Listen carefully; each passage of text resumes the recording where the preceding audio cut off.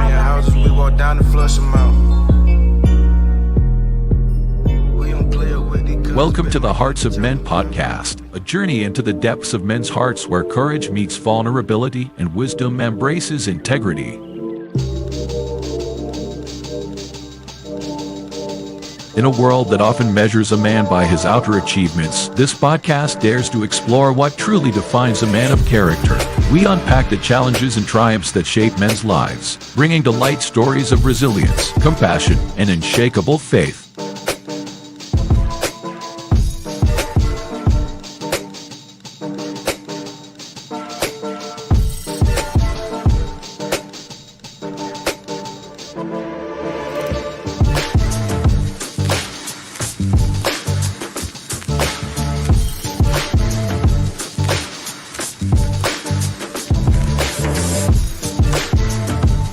We believe that the heart of a man is a treasure trove of untold stories, powerful lessons, and profound wisdom. Through authentic dialogues and insightful discussions, we aim to unlock these treasures, one story at a time.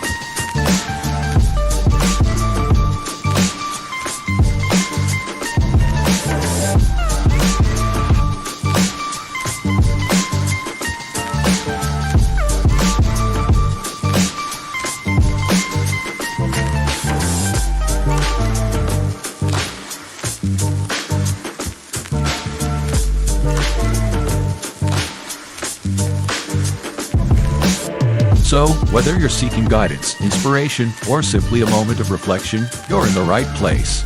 Get ready to be challenged, inspired, and transformed.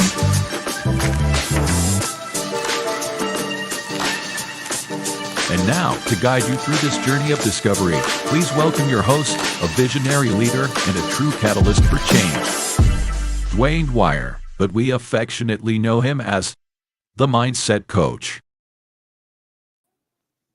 Ladies and gentlemen, welcome to another Friday evening of Hearts of Men podcast. I am one of your hosts. My name is the Uncle Junior, the consistency coach, and with me and on this panel with me tonight is none other than poor man Dr. Phil. Mr. Shift Happens. I ain't got my glasses on. Man, what is going on over here? And then ladies at the top right beside me, Mr. Dwayne Dwyer. We also affectionately know him as the Mindset Coach. Ladies and gentlemen, these are my brothers. We're going to be here with y'all tonight. We're going to have some fun. I think we got a really great show, really good topic tonight. But before we get into it, and before I welcome all of the chat, gentlemen, brothers, how y'all doing this evening? I'm doing all right. You know, I'm like you. I didn't have my glasses all day and finally got a chance to get them when I came home. But I'm doing well. Yeah, man. All is good. All is well. No complaints. Great week. You know, as always, Friday night, look forward to having conversations with you guys, with my brothers and everybody that joins us on these Friday evenings. So, yeah. Man, I appreciate that. I'm doing well, too. I have been, one thing Coach said, not too long ago, a few months ago, he was about to go through this gauntlet and, he's going to be a lot busy and having a whole bunch of things going on. And, I just kind of went through one and I think I'm probably about to go through another one a little bit. School is about to start. And with that comes a lot of stuff, but I'm thankful. I'm happy, thankful for a lot of stuff, man. Happy to be here. Happy to be amongst one of the greatest chats in all of YouTube land. And with that being said, ladies and gentlemen, I want to welcome each and every one of you to tonight's show and our episode entitled "The Reason Real Men Struggle to Connect and How to Fix It." So, Miss Crystal Everett, thank you so much for being here this Friday evening. His divine appointment. Miss Nick D, Adrian Thomas, provide triggers for evolution. Greetings back to you, Miss Lisa Keys. Who I miss? Adrian Artist, Miss Charlotte Jordan, Mom. Appreciate you being here. Shell, I know you back in the stage watching. And I just sent this to my nephews and my brothers in the group chat. So they probably, a couple of them probably done tapped in with us as well. So hold up, man. Before I get started, I tried to switch my screens today and do something different, and it's causing too much trouble. So I need to switch back over here because I feel more comfortable. So bear with me, folks. All right, here we go. A lot better. So again, man, tonight, like I said, we're going to be talking about the real reason men struggle to connect. So we're gonna just start off with just the definition to kind of set the tone. And at any time, if you guys feel like, man, these definitions is bogus, they kind of whack or something like that, and you want to make any adjustments or anything like that to them, feel free to feel free to feel free to chime in and let me know. So the first one tonight is connection. So again, the title of the show is called "The Real Reason Men Struggle to Connect and How to Fix It." For connection, the emotional and relational bond formed through trust, communication, and shared experiences. What do you guys want to say, add, take away? Are y'all good with this? One thumbs up, rolling good with it. I can go with it. Shared experiences is okay. I can live with it. Yeah. Okay. And the next one is male isolate. So male isolate is the state where men lack meaningful friendships or support networks despite interaction. I Are think we it's at gonna least a dive into start. this one? Because I I think think, that's more. yeah, I think that's at least that's I think that's at least a start. I think that's at least a start to where we're gonna go right now. Okay. All right. Y'all cool with that right now? Yeah. All right. So we're all men up here. You can get rid of this one. We're all men up here. And, we all have been through different things in our life. We went through, adolescence, we went through our teenage years and puberty, and then we went through the military, being, privates and enlisted. And then we went on to become leaders and different things like that. So, but throughout life, sometimes, we've had good connections, sometimes we didn't, sometimes, or maybe we had deep, meaningful friendships. And some of those friendships that we have developed early on in our military career, some of us still have. I don't really have a lot of brand new relationships. Most of my relationships with my tight boys are, 20, 30 years old, so we've been together for a long time. But with that being said, why do you think so many men find it difficult to build deep, meaningful friendships? Hmm.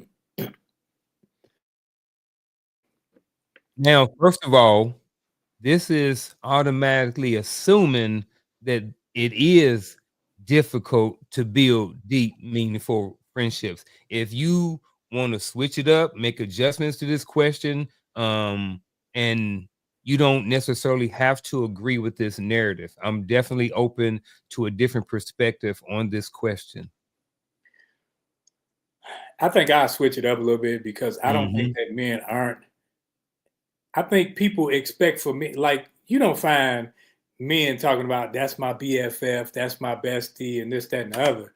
You find a lot of other people doing that, non-men. And I think that society tends to expect everybody to be the same. So if I have one, two, three, people think I don't have any. I don't have a lot.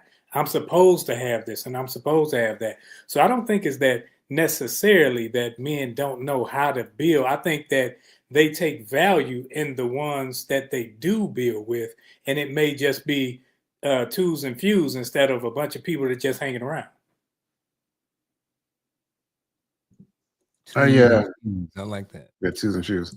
I do like that perspective. I think when I look at this question, I don't think, for the most part, most men um, believe they lack meaningful relationships, and I'm careful with that. I don't think they believe they lack meaningful relationships. I think at a later point in time, it may be revealed to them that the relationships that they have were not as meaningful as they thought they were.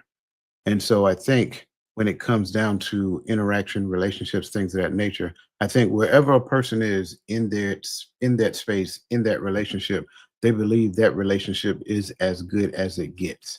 And then at a later point in time, it's revealed to them, whether it's through a circumstance that involves them or it's an opportunity that could include them, something of that nature. And I'm not talking about out there living your best life or whatever the case may be. I'm talking about something simple such as conflict resolution or whatever that looks like, right? sometimes conflict reveals to you that the relationship that you have is not where you thought it was. And because of the struggles trying to come through the conflict, that's telling you more about that relationship. So I think when we look at this, most people don't, most men, not people, most men don't believe that they struggle with creating meaningful relationships, but later on it's revealed to them. And then the issue with them is that they have a ceiling in their mind about where relationship, like the ceiling of relationship for them. So they know how to build and nurture relationships like they did before, but to go beyond that, they're not aware of, we're not aware of that. And unfortunately, because of the society that we live in and whatever the case may be, it's not cool for men to go and sought relationship help. It's something that we frown upon. So what we do is we resolve within ourselves that, hey, I'm good with what I got, and that's just it.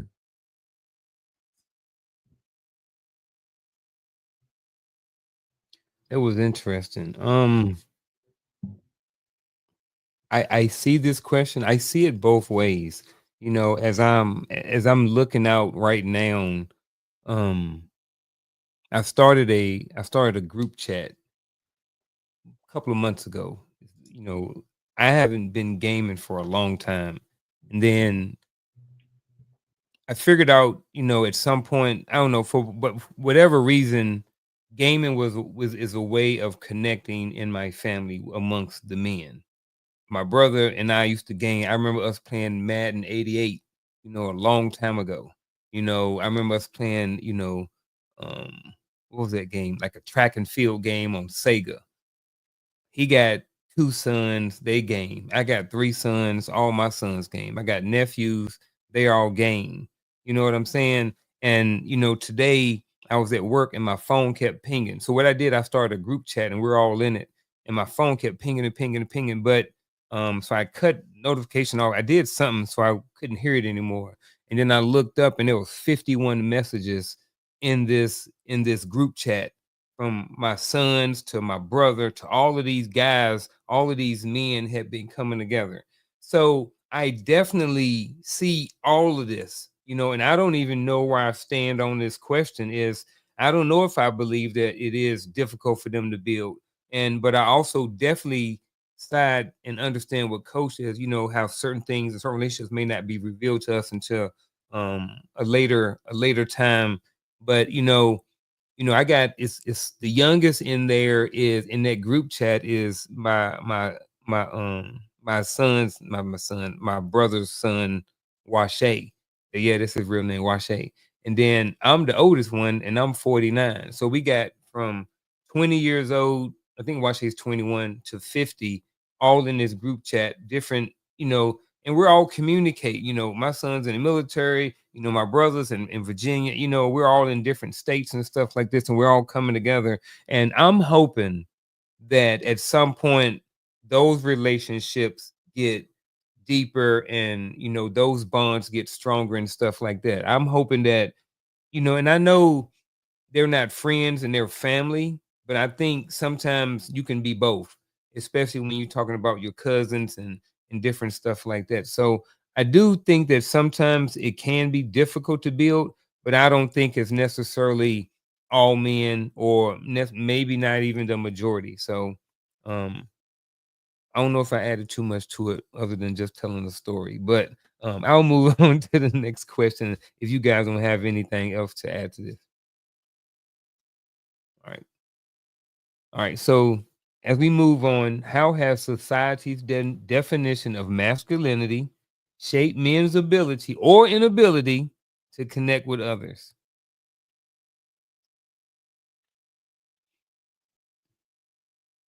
I saw you reaching. I thought you was reaching for a coach.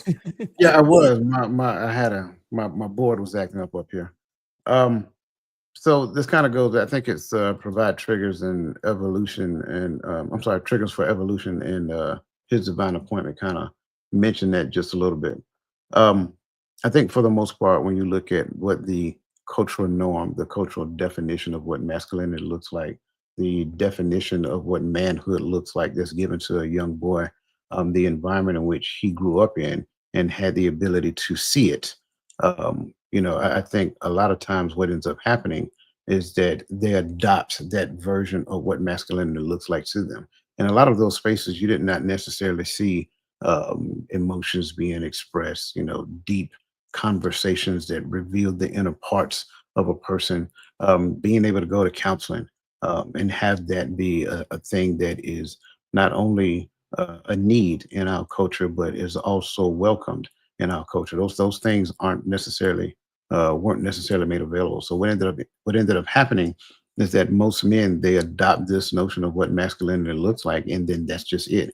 And sure, that may have grown over the course of time, depending upon what they have done for themselves in the space of growth and development. But then, by that same token, they may have not had that, and so in essence, they continue along this path of a idea of masculinity, which reveals only the side of them that says my idea of who I am is 100% accurate, and there's absolutely nothing outside of what I know that I can learn, unless someone else who has a higher understanding of what masculinity looks like can reveal it to me. Now, there's a challenge with that, because now how am I able to discern whether or not another person who has a higher understanding of masculinity looks like? So you end up in these conversations going back and forth, men, about manhood, and and then you'll hear other conversations which include people other than men. A real man will, like, how do you know? So you have this perception, right? I have this idea of manhood, and then I hear what other people say about what a man should do, and it just kind of creates this fog of information, to where some people have a pretty decent understanding of what manhood looks like, but then that's not complete information at all.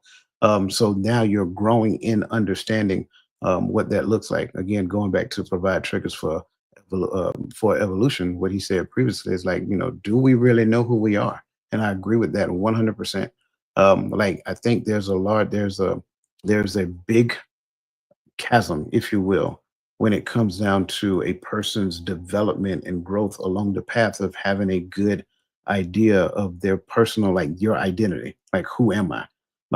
And then getting to the space to where you find comfort in that, and esteem where you can express that to the world. Well, a lot of us in our younger years, we were insecure. Well, why? Because we weren't secure within ourselves about who we were. Therefore, now, me expressing manhood could have been something that looked more so along the lines of passivity. But then there's another side of that, to where it just was on the opposite end of the spectrum, to where it was just aggression. So now, when you look at this notion of masculinity, this notion of societal definitions of masculinity, it is confusion waiting to happen, and then we try to figure out why our communities are the way they are.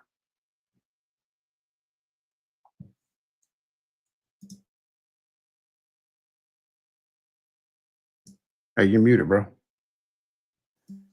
Dang, thanks. I think provide triggers may be a female.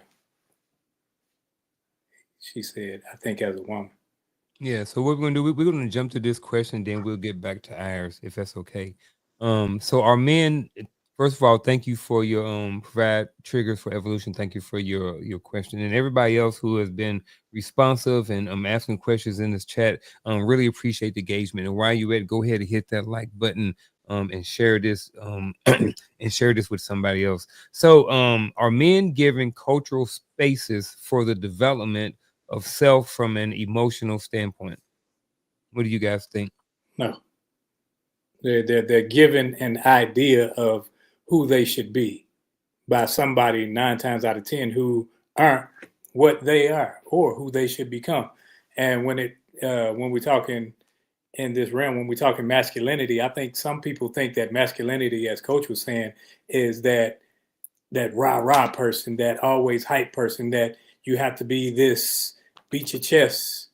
Like, I think I'm a masculine person, not because I play sports or I could play sports. I could go get my nails and my feet done with my daughters, not painting and all that, but I could do things of that nature. Doesn't make me any less masculine. I think masculinity has less to do with how I portray myself and more or less of who I am, like when it comes to emotions. Like, am I a reactive person? Like, if I'm a reactive person and fly off the handle anytime anyone says something, am I, just because I bow up, just because I get loud, does that put me in a masculine image? No, it puts me in a feminine image if you really think about it, because I'm not controlling that. But if I learn how to control instead of manipulate, then it becomes more or less, okay, I can be that masculine figure who knows how to go up and down when it's called for, not necessarily just off the whim of someone else pulling my strings. Yeah, I agree. And first and foremost, let me apologize. I hope if I refer to provide triggers as a man, I do apologize. But thank you for clearing that up for me.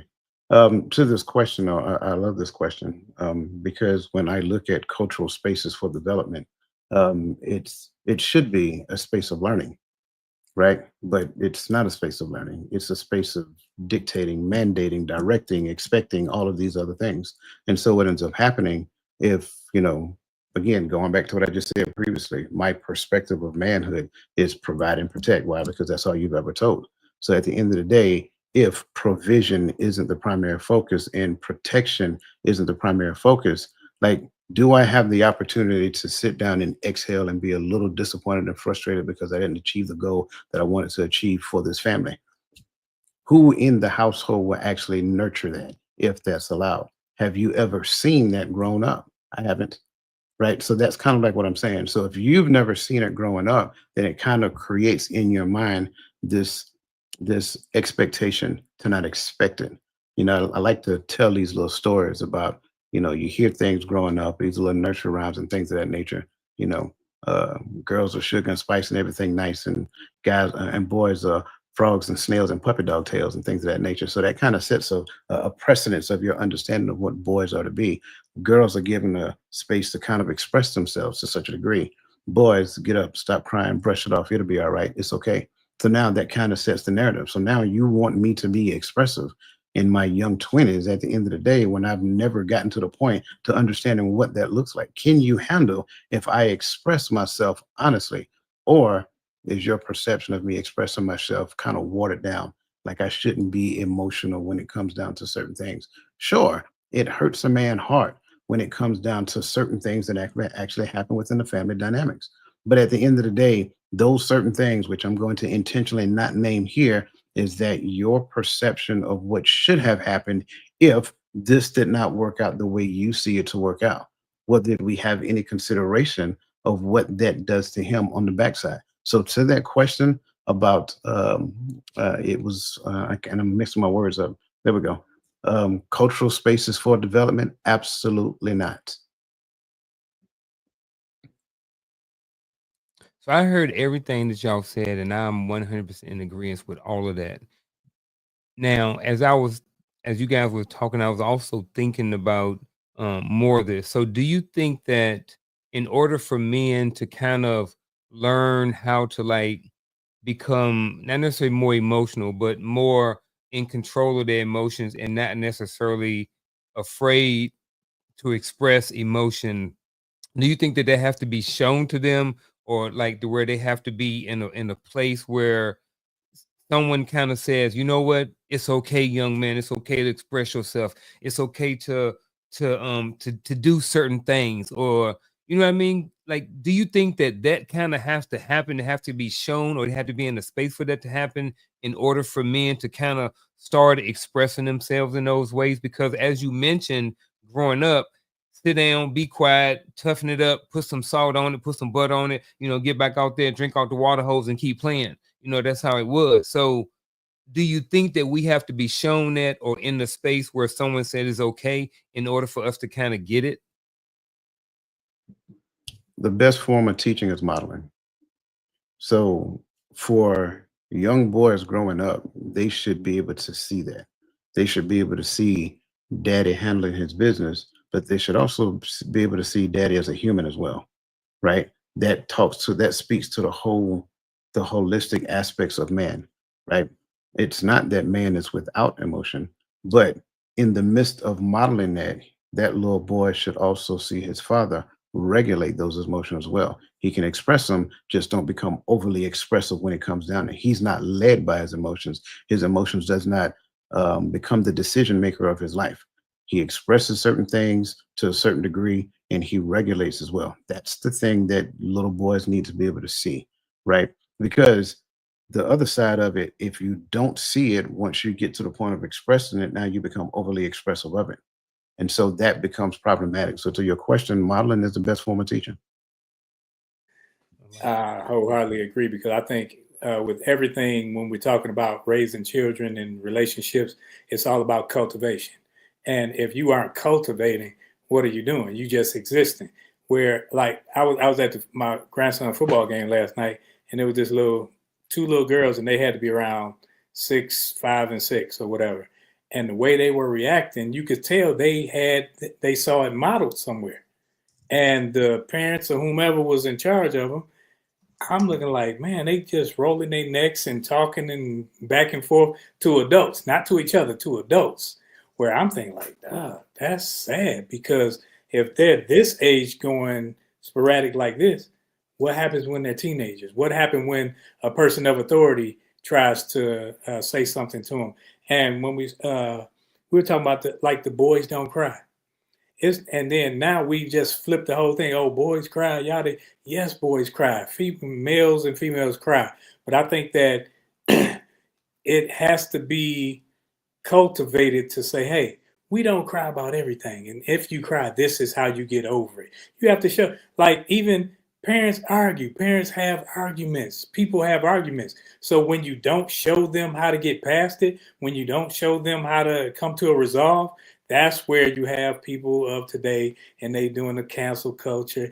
You don't like Honey Nut Cheerios, you cancel. Like, over the silliest things, and everything becomes trivial to people with a little bit of sense, because we're looking at everybody else like, really? That's what you're tripping about? But that's what the world's become. Muted.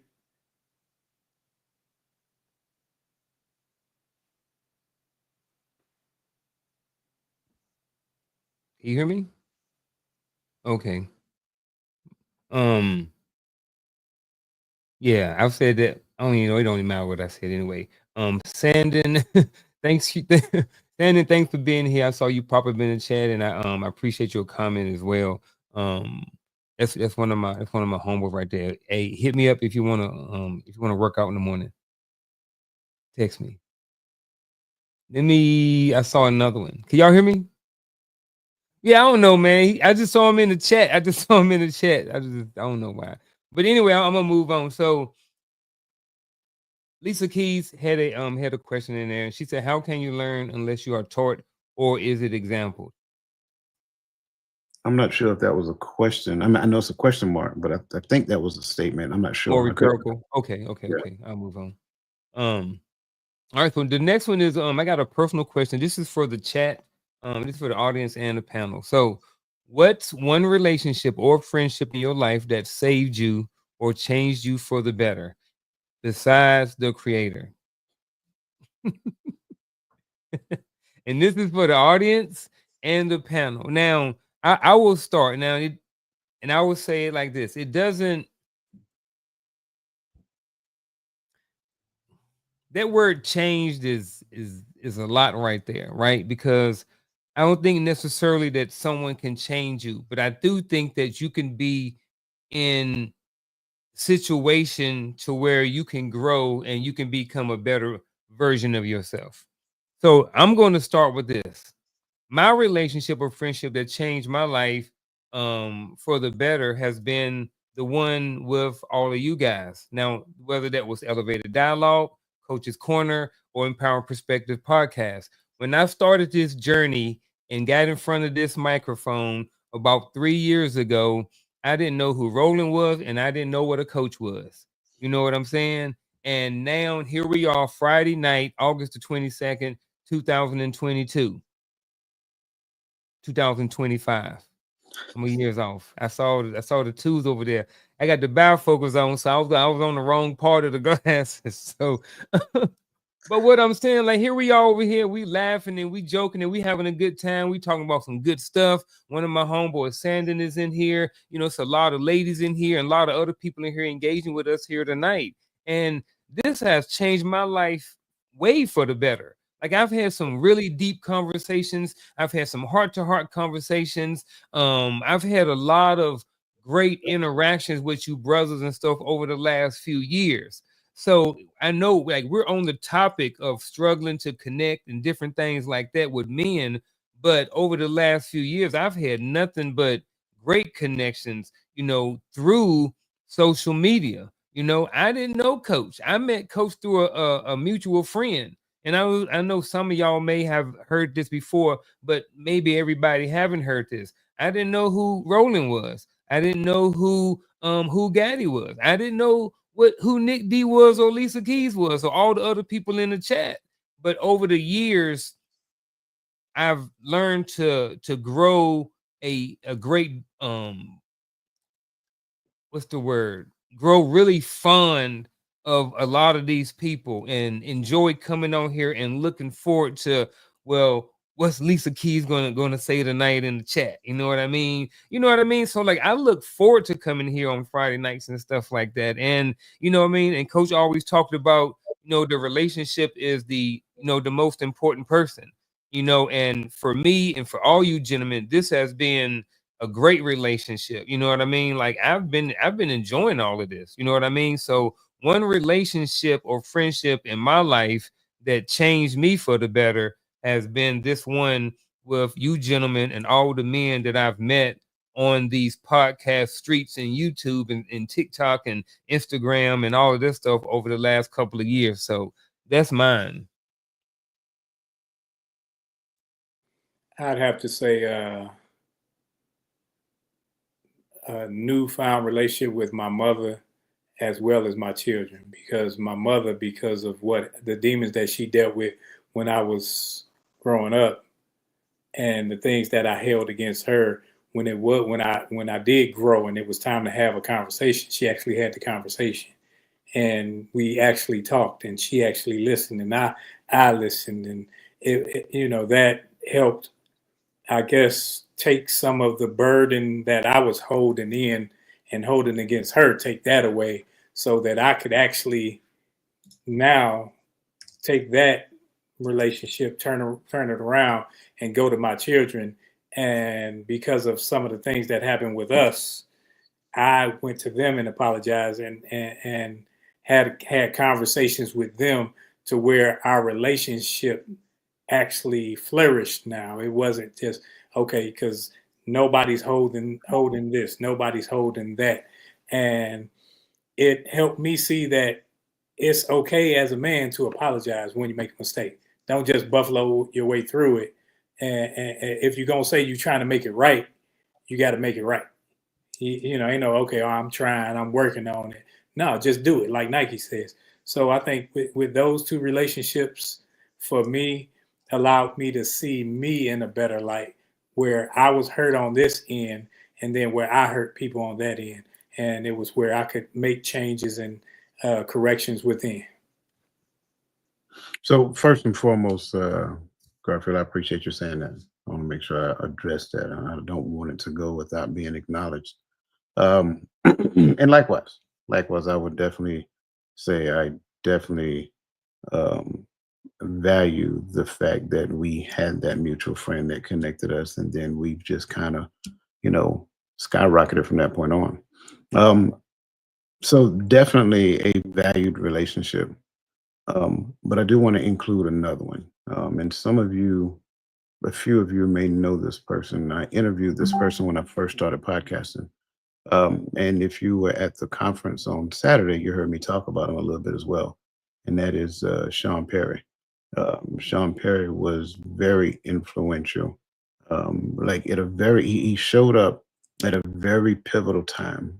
We knew each other prior to in the Army. We kind of separated after I retired and he retired. And then next thing you know, we kind of reconnected in the contracting world.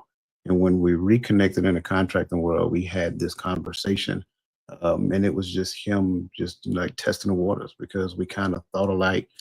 We viewed things alike. And that's what kind of guided me along a particular path. And, still a great friend. We don't talk every day. But when we do talk, we spend a lot of times catching up. And he's been trying to get me to move to Alabama for the longest. but I'm not going to do it. I love them dearly, but I'm not going to do it. So to your point, I do believe, going back to bring this full circle, there are definitely relationships that men have that makes them better.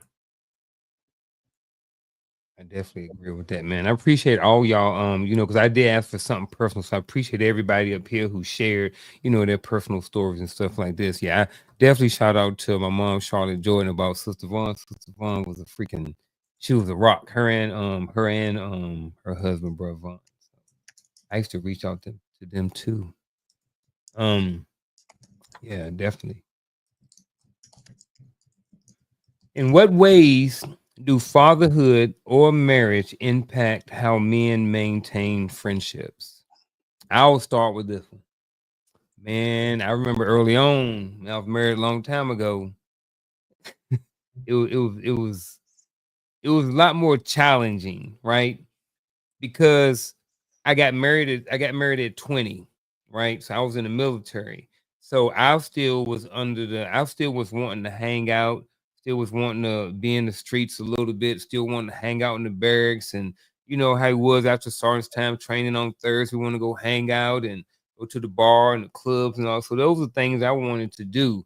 So my marriage, good, bad, or indifferent, was impacting or affecting my friendship. Yes, I should have been more focused on my relationships, but good, bad, or indifferent at 20 years old, I was still wanting to do other things, So, like I said, sometimes marriage can. And then one of the things that I think a lot of men do early on in marriage is if they start telling their wife all of the negative stuff about they boys. They like, oh yeah, I hang with old boy. Yeah, he be doing this. He be cheating on his wife. He be doing all this other. He be running the streets, blah blah blah. And then now all of a sudden your wife like, well, I don't want you hanging around that joker no more. Why? Well, he doing all this stuff, so you must be doing that too. So like I said, good, bad, or indifferent.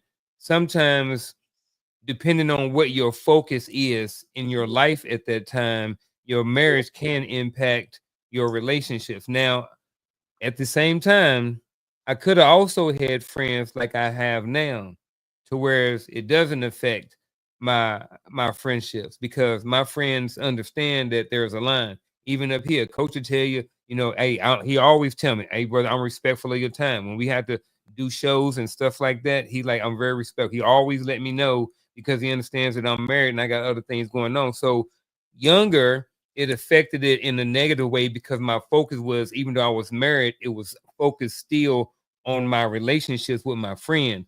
But now my relationship with my wife, kind of supersedes the relationships I have with some of my boys and stuff like that. So this is a lady I live with. So you know what I mean? So I'm worried about what goes on up in here, and then we worry about what goes on the outside of that. So like I said, I think some of this kind of depends on the focus you have and where your mindset is and what relationship kind of has priority in your life. And that kind of determines like how your marriage may be affected by all of this. I talked about the fatherhood piece earlier, um, but I want to talk about the friends, kind of like what you were saying, because I believe you have to be intentional about the relationships external to you, especially when you're married. And I have a philosophy, like the friends that you have, as especially if you're married, the friends that you have, they're an extension of that relationship. So what does that mean? That means, like, I shouldn't have friends that don't support the fact that I'm married. Even if they're single, that's fine. They can be single, but do they support the fact that I'm married? Are they parts of the stability of the relationship as a whole? Do my friends see my spouse as a sister or vice versa? Her friends see me as their brother. I think that's a very important thing. So it can be very impactful because I think everybody has seen the other side of it. I think everybody has seen where, you know, the friend try to entice the husband, go out to the club or whatever that looks like. Like, yeah, that's common information. I don't like talking about that stuff because that stuff to me is like a waste of brain cells. Everybody's seeing, you see that all the time on TV. So getting outside of that, what can it look like? The friends should look like an extension of the relationship. Therefore, it's in support of the relationship and it becomes stable ground to make sure that that relationship flourishes. So that's kind of like where I'll go with this one. I think when you prioritize right, like I had supervisors when I was still in the military. Supervisors would tell me, and I was young in the military, and they would tell me that your place of duty, if my children had an appointment, that's my place of duty. If my children had a parent teachers conference meeting or something of that sort, they would tell me that's your place of duty. So to me, they were instilling in me that this is a job. Family is always there. Family comes first. And I think when you have people in your life that push family first, I don't want to know, I don't need to know what you have going on, but work on this, family first. So whether it's your job, whether it's your friends, I'm with Coach, if you have friends that are trying to take away from your house, then you're allowing them that space and you're not being a protector. And I think that whole protector thing goes both ways, because as a protector, when you're in a relationship, there's some things that she's protecting me from, that I'm protecting her from. So it goes both ways. And when you allow work or anything to come between what's always supposed to be there, then you're neglectful, and it'll show in your, not just your relationship with the family, it'll show, you know, some people say, oh, they if they acting like that here, imagine what they acting like at home. So sometimes you have situations to where you can tell, like, oh, they ain't doing no parenting at home because they acting the fool out here. Whereas when I was out with my grandmother, she'll lean back, give me that look, and that stopped all of that mess because I knew when I got home what was going to take place. But I think that people need to do less of the peer pressure when it comes to their relationship, because, and I've had to tell the Sergeant Major, hey, you ain't got a nickel in this dime when you're talking about my relationship. If you're trying to be helpful, cool. But if you just trying to, stick your rank in over here, you ain't got a nickel in his dime. Yeah, you ain't got a nickel in his dime. So he batting 1,000 a day. That's 2 for 2. Hey, but yeah, I think that's one of those things where every person has to mature in who they are so they can stand up and make those proper decisions concerning their family and their well-being. Charlotte Jordan says sometimes a man may feel like he has to choose between the two. Y'all agree or disagree?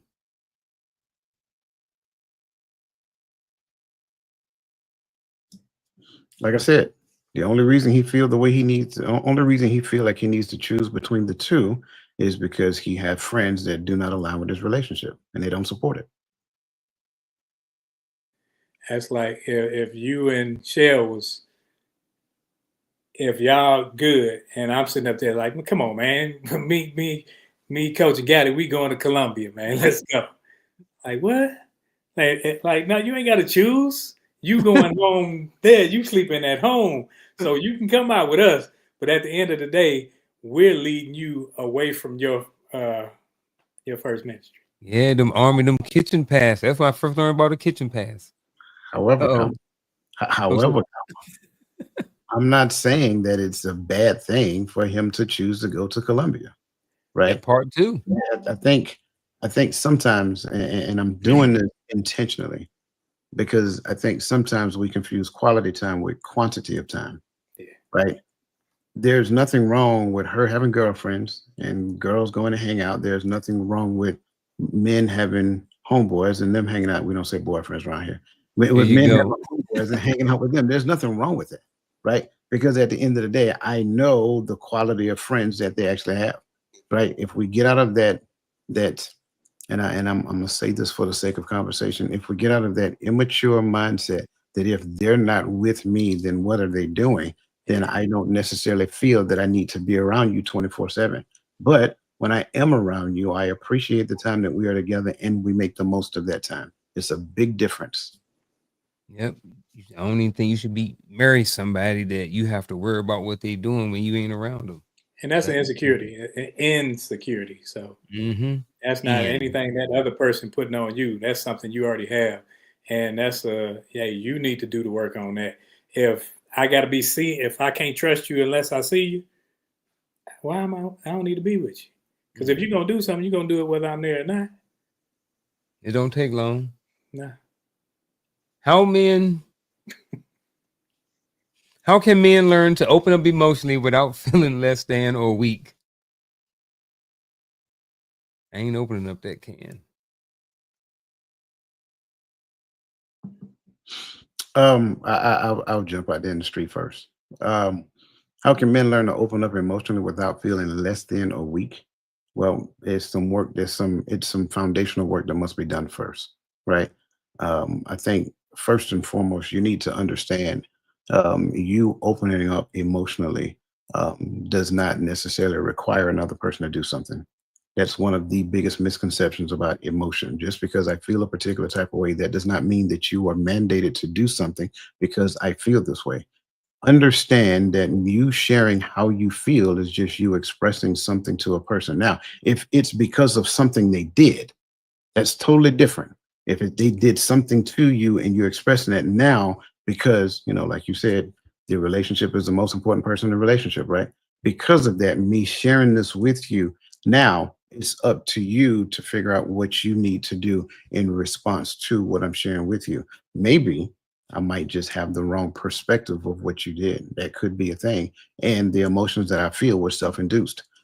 So understanding the prerequisite work that must be done, understanding who you are, your identity, right? Understanding that your identity comes from a concept of who you are, and that identity gets to the point of you having a healthy esteem of who you are, and then getting to the point of expressing that socially. Once you get to the point of expressing that socially, don't have the notion that people must do something because you feel a particular type of way. That is called manipulation.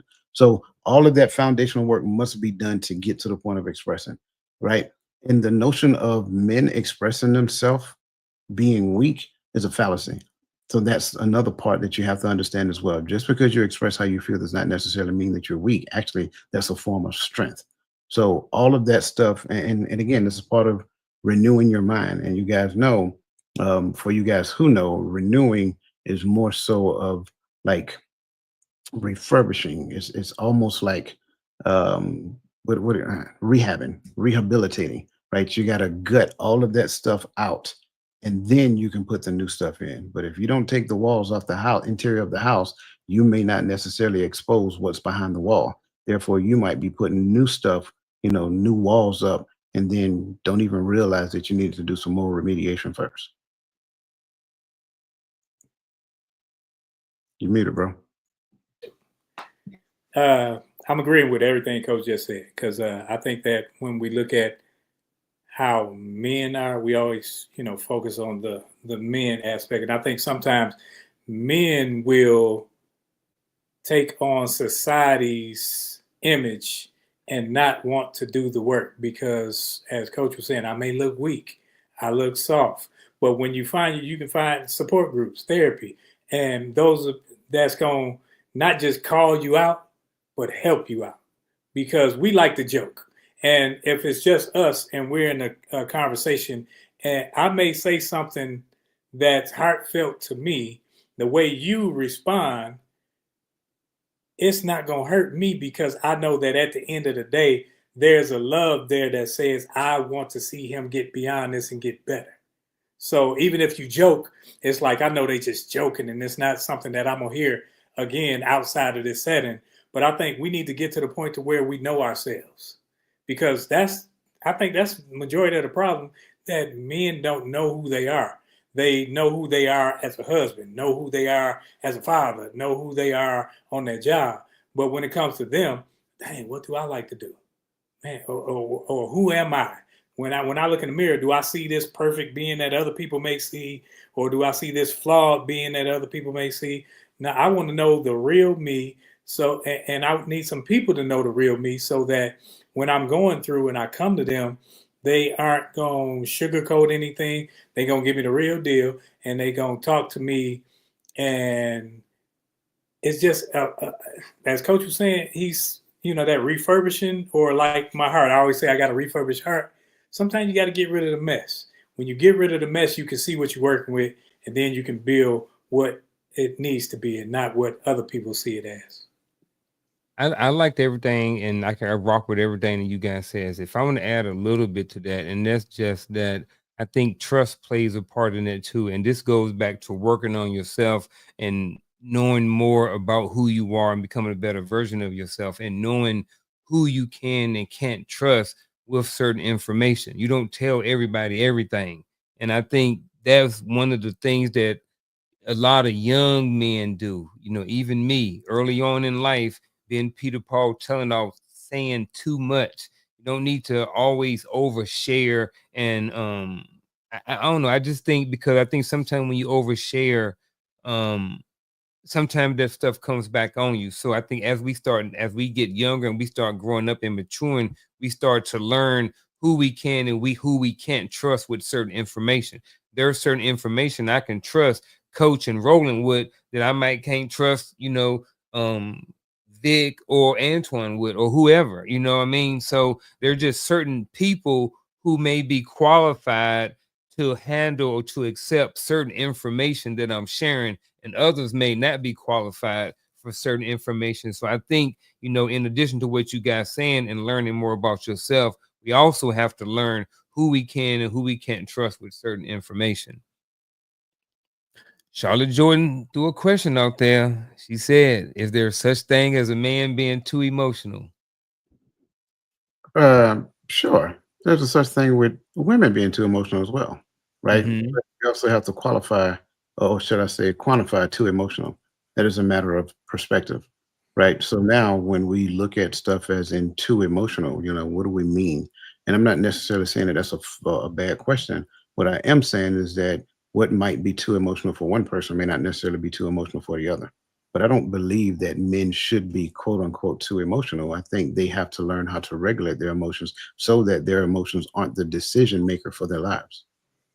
And I'm with Coach, and I have a friend, and Coach, you met him before. I ain't even go put his name out, but it's like this man will cry at the drop of a he cries often, and for me, a person who grew up having his feelings pushed down, and where I was non-emotional, to me it used to be like, oh, you cry too much, but this man is expressive in his emotions, so it's perspective.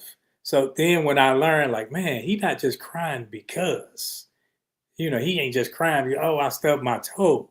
He's crying at a certain time, that this is something that he feels passionate about, and he's emotionally connected to his passions. So it's something that's warranted. But me not necessarily knowing how to navigate emotions during that time, I saw it as, oh, he cried too much. And that's what I think people, when you aren't connected to something, you don't have that feeling towards it. Now you see it, oh, he doing too much. And then you'll see, oh, that man, he crying about this. He shouldn't be. No, I'm not standing in judgment over a man feeling a certain way about certain things. Now, if you crying because Walmart ran out of 2-ply toilet paper, we got a problem. I mean, I might cry if they run out of 2-ply. I ain't used 1-ply since elementary school. I don't think I'm kind of over them toilet paper cuts. You know what I'm saying? But I don't know, man. I don't know how I feel about this. I think everything in me right now want to be like, yeah, you can be too emotional. I don't know, because I raised boys and I ain't have to raise girls. You know what I'm saying? So I don't know if maybe, yeah, yeah, bro, that's enough. You've been way too emotional. Every day, we ain't gonna cry about tying these shoes. We ain't doing it every day, brother. Too much. Suck them tears up. Too much. I don't know, man. I get it. It is perspective. It is subjective. What's too much for some? All of that. But for me and my boys, it is a such thing in my house when I raise my son as being too emotional. So again, it's just my perspective. Again, that's why I said the answer is yes. But it's Yeah, men and women, right? yeah. Again, it's a matter of perspective. That's why I'm saying what I'm Dude, saying. definitely, especially on the other side, because if you too emotional, I'm starting to think that you starting to manipulate me. All you doing is trying to get your way. So definitely on the other side too. That ain't a good thing. Moving right along to the next segment, which is would you rather? So, gentlemen, what I'm gonna do is I'm gonna ask you a series of questions. I think I got 10 up here. And all you do is just say, would you rather? Would you rather do this or would you rather do that? It's that simple. Would you rather have 5 close friends or 30 casual? Hold on, pause. And then at any time, if you guys want to go back to something like that, just let me know and we can we can get back to it after we go through them. So would you rather have 5 close friends or 30 casual acquaintances? I don't need a bunch of acquaintances. So 5. Agreed. 5. 5. Would you rather be the friend everyone leans on or the one who can lean on others? Hey,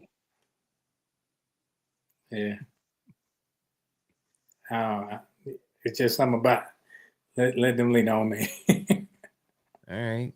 Would you rather spend a weekend with friends or have 3 hours of deep talk with one close brother? 3 hours. You say a weekend with friends. Weekend with friends or 3 hours with deep talk with one brother? I think I get more accomplished with the deep talk. Okay. I thought something was gonna come in there about, kind of depends on who the friends are. But would you rather be known for loyalty or vulnerability? Loyalty or vulnerability? Coach, like, what you thinking about? I mean, it's both. But okay, loyalty if I got to choose one. Loyalty. Yeah. Because Roland's still thinking. no, because I'm thinking like, because if you loyal, to me, vulnerability comes with that. Mm-mm. Yeah, I think when you loyal, I think you have to have a sense of vulnerability because I can be vulnerable and And not be loyal. yeah. But we can come back to it. All right, we can come back to that one. All right. Would you rather call a friend when struggling or figure it out alone? I'm a man. I would rather. See, there you go. I would rather, but I got to figure it out. Definitely figured out alone. I got to figure it out, man. I'm a man. I might want to come back to that one too. Would you rather have a friend who tells you hard truth or one who always supports your choices? Definitely Tell hard me. truth. Tell me Hard the truth. Would you rather lose money with a friend or lose trust with a friend? Money. Oh, money. Let me get rid of that money. Money. I lose Yep. trust. That ain't a friend. Yeah, if I lose trust, it's especially at this age, man. Because if I've already gotten to the page where I trust you at 50, bro. Would you rather meet monthly for a deep check-in or weekly for casual hangs? Deep check-in. Yeah, give me that monthly for a deep check-in. Would you rather admit weakness to a friend or deep? Would you rather admit weakness to a friend or keep it to yourself forever? If they're a friend, I definitely admit it. Yeah. Lock it up. Throw away the key. You say you're gonna keep it? Lock it up. It's some things you just that's your friend. So it feel better when you let it go, man. It's I like guess it would depend on what the weakness is. Does it though? I don't think so. What's the point of them being a friend then? Right.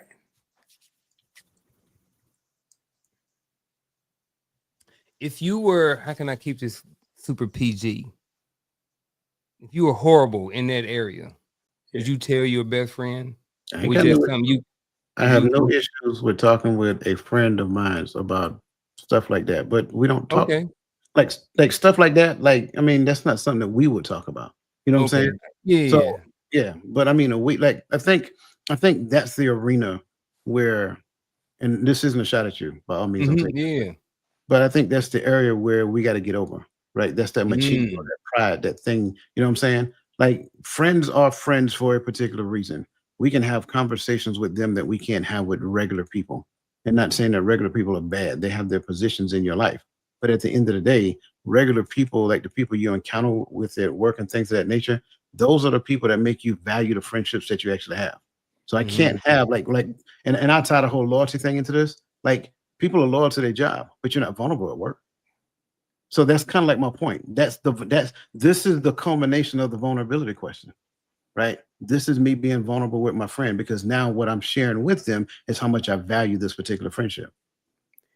And when it comes to this question, it ties back into the question you asked before about the deep conversations. The deep conversations, I ain't coming to talk about the basketball game.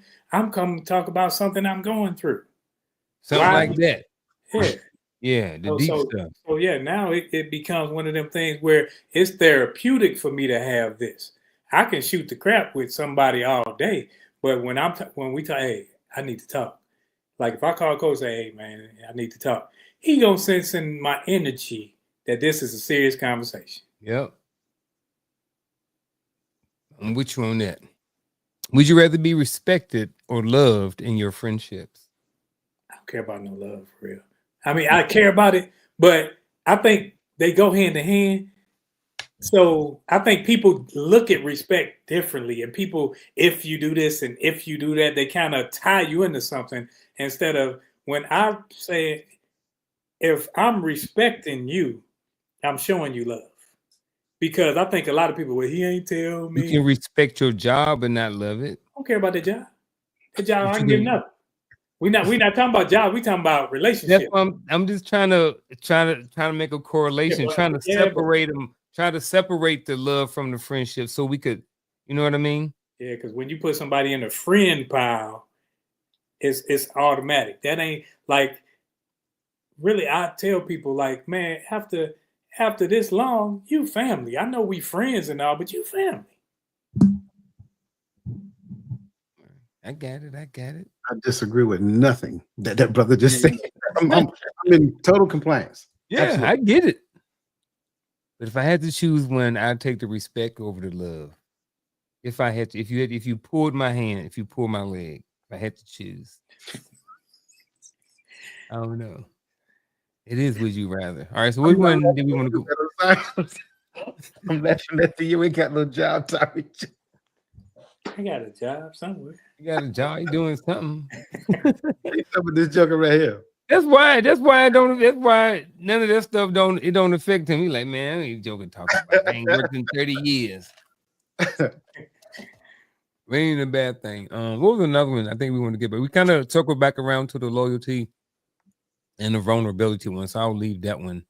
I definitely like the monthly for deep check-in versus the casual hangs. Yeah. And we can just move on. Yeah, we can go on to the next question. So the next question is, what practical steps can men take to create authentic friends in adulthood? Practical steps is you come authentically. When you come authentically, I think you'll be able to weed out people who are there just for the weekend, just for the show. I think when you come with, hey, I'm me. Like, everybody ain't gonna like me, and I don't care. And that's my thing, where I don't, like, I'm so into me, where if you don't like me, I'm cool with that. Do it over there, because I don't need you for nothing. So that means the friends that I do have, they accept me for who I am, and I don't put people in my space that can't have a place to where correction can be made. So I don't know. Practical steps is be yourself. I'm like Bernie Mac. If the family don't like you, like, wall with handcuffs on them and crazy glue on the lips. Yeah. I'm gonna say it a little differently. Just a little differently. Take the mask off. That's what I say. Take the mask off. I think part of this whole relationship building thing is that people meet others and they're expressing a facade. They're not being their authentic selves, like Roland just said. Take the mask off, right? if you want to be an authentic friend, you must first be authentically friendly, right? Show yourself to be friendly, right? Take the mask off. Be an honest person. Be forthcoming. You don't have to seek to impress people. If that's what you're doing, then you're only showing them your perception of the best version of who you are. And therefore, the lack of authenticity makes people kind of take a step back. So, first, take the mask off. Once you take the mask off, then again, be friendly, right? Look to serve your friends, not looking for your friends to serve you. I think that's where a lot of us go wrong. We're getting in relationships saying, what can this person do for me? What can this person do for me? Or what can this person do for me? No, it should first come from the perspective of how can I help you? How can I help you do this? How can I help you do that? Right. So now you're viewing friendship through a different lens, not a lens to where you're looking for all of them to hoist you up on your shoulders, but you're looking to do the hoisting simply because you view yourself as a friend to them. It's not so much as, I know I can pick up the phone and call Unc and Uncle be there. Yeah, that's true, right? But have I shown myself to be there for Unc when he picked up the phone first? That should be the foundational understanding that I have for relationship. Because regardless of what relationship you talk about, that should be foundational. And if that's not foundational in your mind, then it's only but a period of time before people start looking at you and say, yeah, we were cool up until this, right? And they can tell you exactly when that moment in time happened simply because who they thought you were, you weren't. So take the mask off. You guys own it. To add to, I think time and space. And kind of what I mean by time and space is you have to spend time in each other's presence so you can show that you are authentic. We have to. Me and Coach had a lot of conversations. Me and Roland, we've had a lot of conversations over the last couple of years. You know what I mean? Like, I can't. I don't know everything about either one of these gentlemen. I've never even physically shaken their hand. I've just known them from the airways.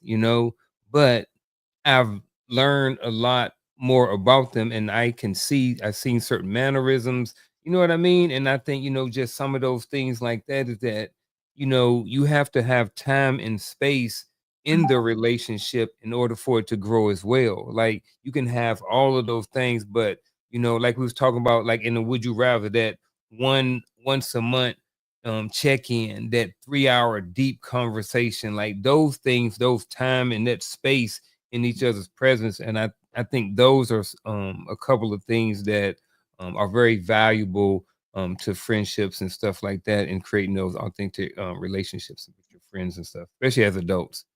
um I'm gonna get to this one. I'm looking at the time. Actually, this is what I'm gonna do real quick. I saw a couple people popped in, so thank you for coming in. I saw somebody on Facebook that I wanted to acknowledge real fast. Stephen Kyle. I think, yeah, Stephen Kyle. Thank you for showing up. Appreciate you for being here. And Shelly and Company. It's Shell. So thank you for being here as well.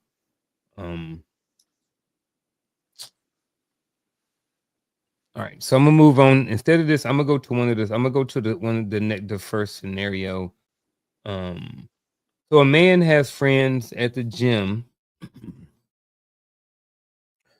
The man has many friends at the gym, but no one he can call at 2 a.m. when life crashes. Is he really connected? That man has a bunch of people he know at the gym and they do the same thing. But I wouldn't necessarily say friends. I think that's friends like when you're in preschool, everybody your friend. But nah, them ain't his friends. Yeah, I agree. I think there's a lot to be desired in this scenario to understand. Um, when we say has many friends, that gives me pause to start off with, because at the end of the day, maybe your perception of friendship is way too low. I think we have done that in society. We will have a notion of friends. And so we're asked, if you get asked a particular question, what makes this person a friend? Oh, well, we kind of think the same way. Well, that doesn't make them a friend. It just means y'all think the same way. Oh, this is my best friend. Well, okay, great. So how did that person separate themselves from the other friends? I've known them for 20 years. So I think that's where I would start at with this one, right? The perception of friendship might be low. And then no one he can call at 2 a.m. when life crashes. When life crashes, how does he know? Right? Is this an assumption? Has he ever been that person that his friends at the gym can call at 2 a.m.? So it's hard for me to say he is, but Yeah, based upon the scenario, the answer is no. yeah. Yeah, I see all of that, and I'm looking at friends and stuff like that at the gym. I think especially now in 2025, that word is greatly overused and watered down. Only on Facebook, I only can do friends. I'm like, well, all these people ain't my friends. Like most of these, like acquaintances, or even ain't even that. People I maybe at one time in the past tried to market to or try to sell something to.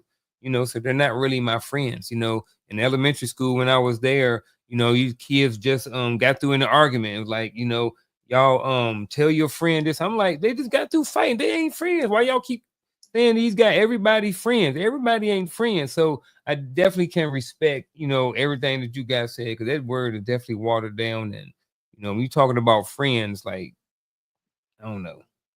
So here's another one. The next one is this: your friend only talks about sports and jokes, never feelings. How do you deepen that connection? One thing I did want to say is that I think sometimes we can have friends, but we have layers or categories of friends, right? So I have some friends that maybe they're friends, maybe that ain't the right word, whatever, but we cool, but we only talk about stuff like this. Then I got some boys that we only talk about this stuff. Then I got some guys that we talk about this, and this. We can talk about everything, So I'm wondering how much, in relationship to the last question, last scenario, and this one, how much groups or separation of types of friends matter or plays into all of this. Sure, I would agree. So that's probably why my answer is going to sound the same. Mm-hmm. Uh, Again, we only talk about sports and jokes. Well, that's where we connect at. Yeah, That's it. that's where we rock. That's it. That's it.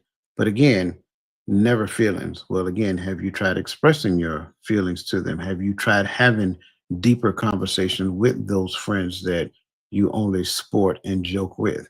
Or do you perceive that this is the extent of our relationship? Well, if that's the extent of your relationship, in your heart of hearts, can you really say that they are friends? Or are we a casual acquaintance that talks about sports and jokes? So that's kind of like where I will go with this, because again, I don't see it as being different. Again, have you tried expressing yourself to them to see whether or not that's received? And I think sometimes that never talk about things is because we're waiting on the other person to bring it up instead of us bringing something up. Like if we want to talk about feelings, well, they don't ever talk about feelings. Have you ever talked about it? Have you ever brought it to the table? It may be something that both of you guys were waiting to discuss, but neither one of you, I guess, were man enough to bring it up. I get it. I get it. Hey, we're gonna move on to the next segment and called Fact or Myth. And then after that, please, please, please stick around. I got a really good question in there that is for us, but specifically for women. Right.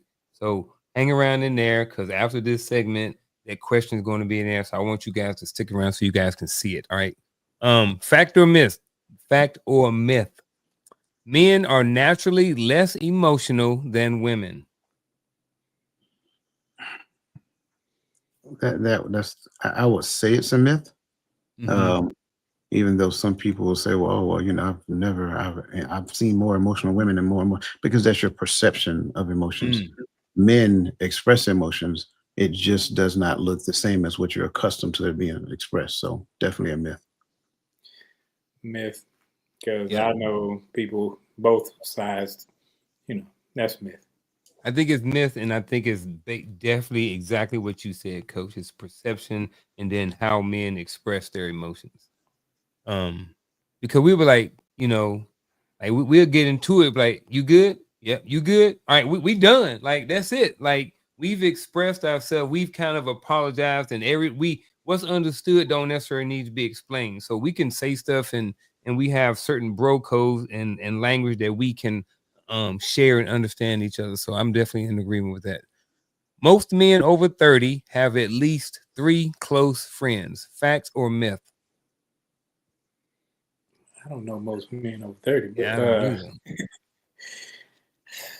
at least 3 close friends. That's a perception, and that's It's definitely perception. yeah. And a lot of I'm people think trying they to have a lot of expand friends. that out. I'm trying to expand mine to like even my personal and like family, just kind of people I know at work, different things like that.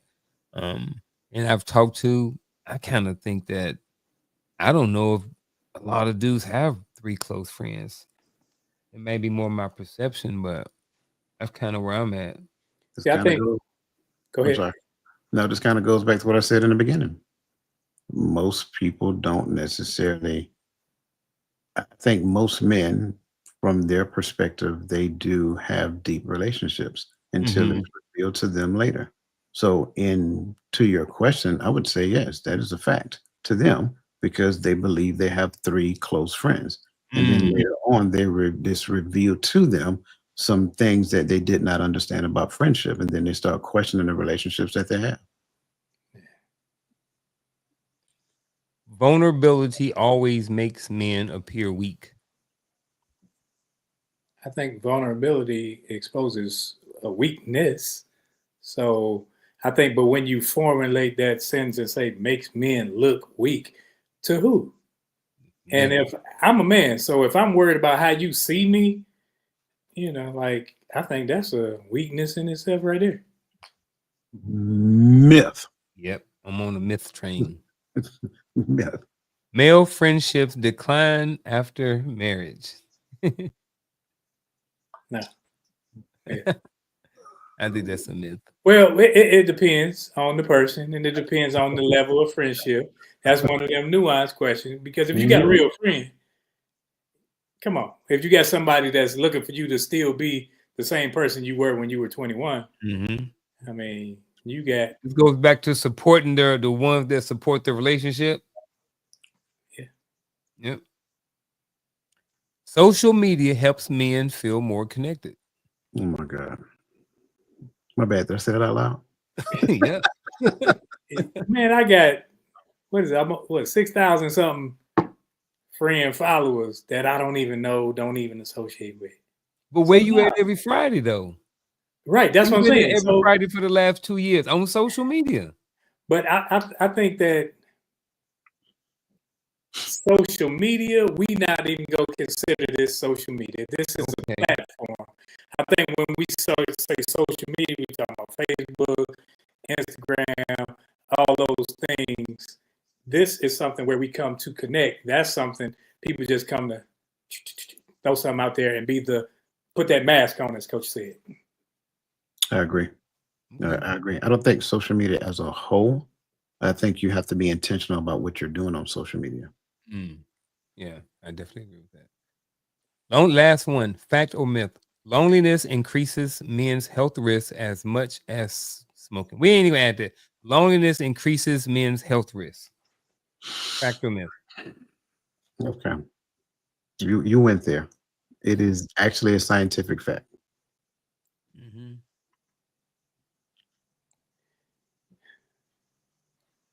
Now you talk about a unhealthy man too. So you're not talking Well, like statistically speaking, right. men that are married, right? They have um if I recall it correctly, statistically speaking, men that are married actually have better health and live longer. She And gonna I make think when we talking about loneliness, I think it's a difference when someone is lonely versus someone who wants to be alone. Correct. Right? There are some people who just want to be alone. They're like, I'm fine. And I don't think they don't have that as somebody who like wants to be with somebody and they just feeling lonely. So at least that's what I believe. I don't think they're the one and the same. No, definitely a difference between lonely and being alone. yeah. Because you can be in a room full of people and be lonely. It's about you. It's not about the people. It's internal. Yeah. All right, so here's a question. I'm glad y'all stuck around here. So this question is for everybody, and for women. How can women, wives, partners, mothers, and friends help men strengthen their connection without shaming them? Again, how can women help men strengthen their connections without shaming them? Connections with other men. I think the answer's in the question. Without shaming them. Like I'm not trying to be funny. I'm not trying to be just, you Women. know, right. And you know, I get it without shaming them. I think, and this kind of goes back to what I'm saying, and I'm not answering for a woman. I'm answering as a man, obviously. There we go. That's yeah. I think the key is if a man expresses himself, do you have the ability to listen to what he is actually saying at the level that he's actually saying is? Because if we're being completely transparent, that's exactly what you expect from him. So can you actually hear what he is saying at the level that he is saying it, and then make room for you to understand exactly what he is saying? Not so much as how he is saying. I think a lot of times we focus too much on the how and not the what, right? And because the how tends to overshadow a lot, then you can't hear the what. Well, that's an excuse. I'm sorry. I get it. I'm not taking away from all the other stuff that may be at play, but that is what we call an excuse. The way that you say a thing, sure, matters. But at the end of the day, if that relationship is important to you, then it's not so much as the way that they say it, it's what they're saying and what is behind why they're saying it the way that they're saying it. So part of that shaming thing is not so much as what you say, but it's also the fact that you don't necessarily make the space for what he is saying, hear what he is saying, acknowledge what he is saying, and then you two plot the course to move forward together. And I think a lot of times people that don't share your enthusiasm for certain things will minimize what you do. Oh, y'all getting on that little podcast tonight? Oh, why y'all always got to be? It's Saturday morning in the fall. Why y'all watching football? You know, things that the man enjoys with his friends or whatever. Because you don't, because you feel like it's taken away from you. Instead of expressing yourself, you come with that haphazard talk where you passive aggressive and you saying things to get under his skin because now you're showing your disdain for what I'm doing and I guess you think it's going to change my mind from doing it, but it's not. And I'm still going to do it. Whereas if we had a conversation and we talked about it and you understood, hey, this is my downtime. This is my pastime. So I can just chill. And instead of like shaming, like you shame all day. Man, how can women help men strengthen their connection without shaming them? Whole bunch of things I've been thinking about over here. One is KYMS, keep your mouth shut. And what I mean by that is this.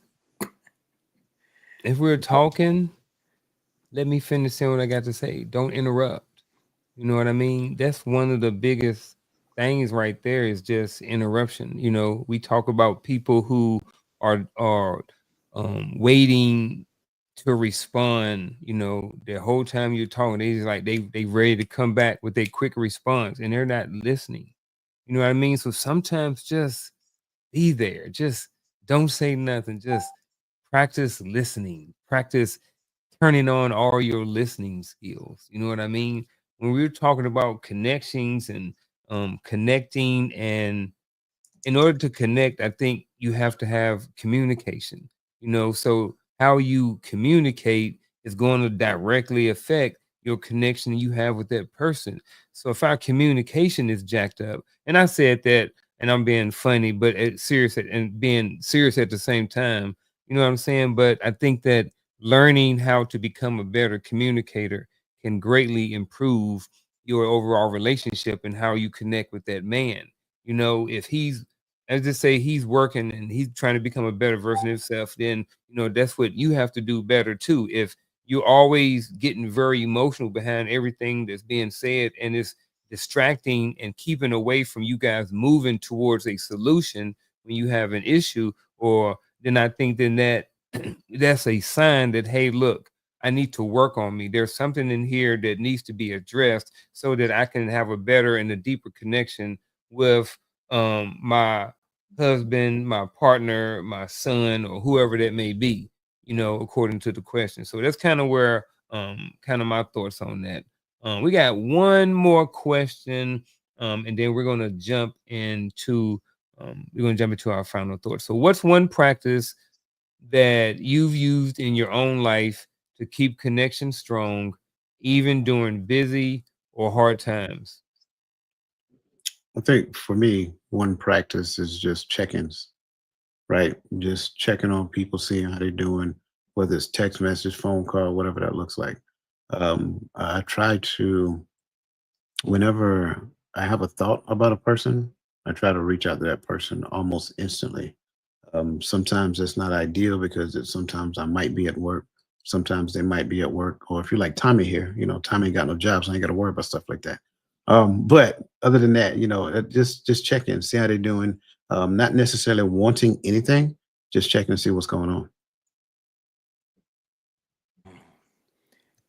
I think as you grow in relationships, you learn what the person needs and wants versus what you want to give them. Because sometimes you got a lot to give, you got a lot to say, and that person, you ain't listened to them, you ain't heard them. But when you stop and when you're communicating, you actually stop and say, man, you can just talk to me. Then you can hear what that person needs versus what you want to give. I'm gonna double down on Coach, man, when you talk about the check-ins and the texts and stuff like this. Life get busy, life get hard. There's a lot of stuff going on. So I think one of those things is check-ins. And I think along with check-ins is giving grace and understanding too. I had a young man that I used to coach him. I don't coach him anymore, but we still kind of develop a personal relationship outside of all of that, and that's not part of it, but I just don't coach him anymore anyway. But it wasn't any client, it wasn't no issue with none of that stuff. I'm legal with all of stuff, just FYI. But he was talking about all of that stuff, hard times, and he was like, man, coach, man, he called me coach. He's like, man, I know I ain't been checking in and I got a lot of stuff going on. And I think one thing we can do is give people grace, what I mean, sometimes, because life do get busy sometimes. And he was like, man, he said, man, I need to hear that, man. He said, because I thought you had kind of fell off. I'm just like, no, man, I understand, man. You young brother, man, you got a lot of stuff going on. You got family, you got a job and stuff like that. So I think being understanding sometimes when life gets hard and the connection is not there, or it may seem like it's not there for a couple of weeks or months or something like that, just to say, hey, look, young man, or hey, look, bro, everything's still good over here. I understand, just like you know what I mean, I'm a working man, I got life and struggles and bills and everything just like you do. So I understand that sometimes you get busy, versus sometimes people like, man, I ain't heard from Roland in 2 months, man. I ain't calling that joker no more, man. I'm done with him. You know what I mean? Because I definitely went through my phase of that too. You know what I'm saying? To where I was cutting people off because, I may not have heard from them in a certain amount of time. I fell into forget, bro, you get busy and you don't check in with everybody all the time either. You know what I mean? So I had to learn to give a little bit of grace, you know what I mean, when it comes to these connections, if I want to maintain them. I got to understand coach get busy sometime, man. He may not always have time to chat. He may like, bro, look, I got 15 minutes. I got to take the 15 minutes where I can get it. You know what I mean? Because he's busy and I got to be respectful of his time too. So I think, you know what I mean, that right there is kind of where I want to stop. And what we're going to do real quick, not real quick, but we're going to segue. And, if y'all don't got anything else about this, we're going to segue into our final thoughts. Y'all good? All right. Before we get into final thoughts, hit the like button, share, and all of those other different things like that.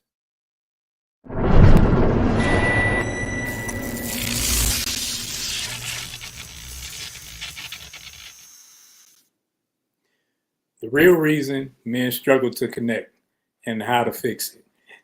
It's not just a one-off, like, hey, just do this, like you can turn on the light switch. This is something that you have to work on. You have to continue to work on yourself. Development is one of the keys to this process, because when you develop who you are, you understand who you are, and you understand where to place boundaries, where to place those things that will help you flourish in life. And you also understand people that you don't need around you, people that you don't need in your circle or in your space, or where to place them so that they don't have a major role in your enhancement. And I think silence is not a bad thing in a relationship with people. Sometimes silence means that I'm thinking about it. I need time and space so that I can come with cognitive reasoning, not just an emotional response. And life is draining, work is draining, the kids are draining, the family's draining. Sometimes you need that person that will allow you to be that where you can just say, hey, I'm going through this and I'm going through that. And sometimes that'll be your turn, where you can be in that space where you can be the one receiving it. But it's ebb and flow that flows back and forth and not just one way. And when you have that type of relationship, that's how you fix the connection. The connection is not with me and 50 people, me and 75 people, but it's me and those people that I desire to connect with, and they desire to see me do better. That's all I have. The real reason men struggle to connect and how to fix it, I think, as you may have heard from tonight's show, I think it kind of starts with who you are and the person you see in the mirror. It starts from within. I think before you can really have those deep connections with anybody, you need to know who you are. You need to have an understanding of who you are as a person and what and who you should be connecting to. Once you can kind of understand who you are and what and who you should be connecting to and what you shouldn't be connecting to, then the process to make these connections will become a lot easier. When I met Coach, you know what I mean? We had a good understanding because we were in our 40s. We had grown to a certain level of maturity to where, we could see certain things in each other to make us want to connect. You know what I mean? To whereas, 20 years ago, we wouldn't have been able to see some of those valuable traits and morals and different things in each other that allowed us to be able to connect on these platforms and all these different things like that. So I think that, the real reason men struggle to connect initially starts with who they are and who they think they may be internally. And then I think from there, it grows from there. And that's my final thought.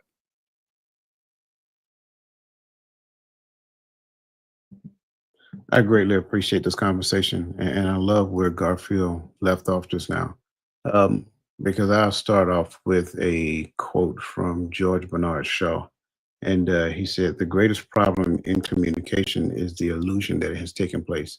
And I say that because a lot of times to get to that point, to where we don't have superficial connections and things of that nature, we have to get to the point of discerning who the other person is as well. But I always start with me first. It has to start with me, because life is lived from the inside out. So connection requires vulnerability.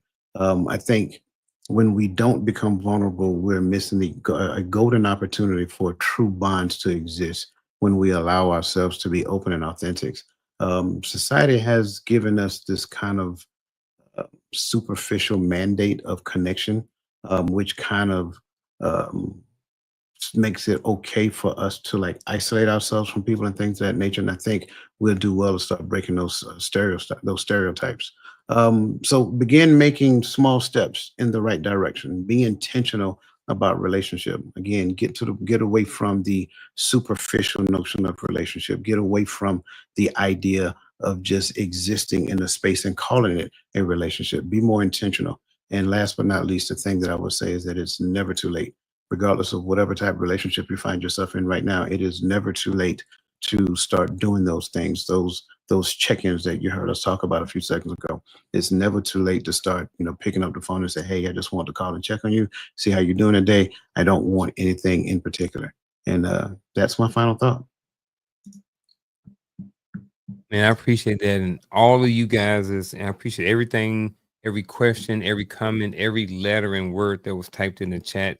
Greatly appreciated everybody that was here on YouTube, Facebook, LinkedIn, TikTok, Instagram, whatever it is. Appreciate you for being here.